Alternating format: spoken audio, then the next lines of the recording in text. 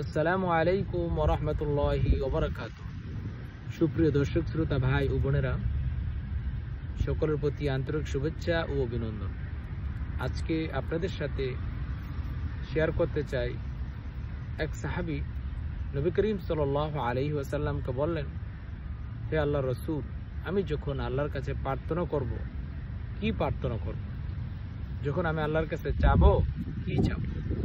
তখন নবী করিম সাল্লাল্লাহু আলাইহি ওয়াসাল্লাম তাকে বললেন, তুমি বলো, আল্লাহুম্মা গফিরলি, আল্লাহুম্মা আরহামনি, আল্লাহুম্মা আরযুকনি, আল্লাহুম্মা আফিনি।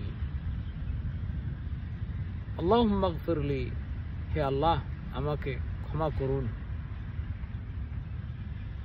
আল্লাহুম্মা আরহামনি, হে আল্লাহ আমার প্রতি দয়া করুন, আমার প্রতি অনুগ্রহ করুন। আল্লাহুম্মা আরযুকনি, হে আল্লাহ আমাকে জীবিকা দান করুন। আল্লাহুম্মা আফিনি, হে আল্লাহ আমাকে সুস্থতা দান করুন। অন্য বর্ণনায় এসেছে আল্লাহুম্মা ইহদিনি, হে আল্লাহ আমাকে হেদায়েত দান করুন, পথ প্রদর্শন করুন। আল্লাহুম্মা আজবুরনি।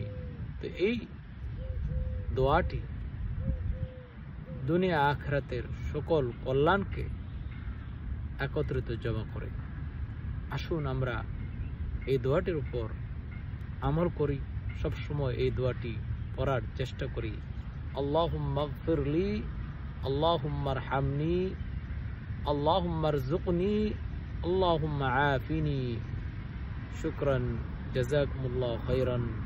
আসসালামু আলাইকুম ওয়া রাহমাতুল্লাহি ওয়া বারাকাতুহু।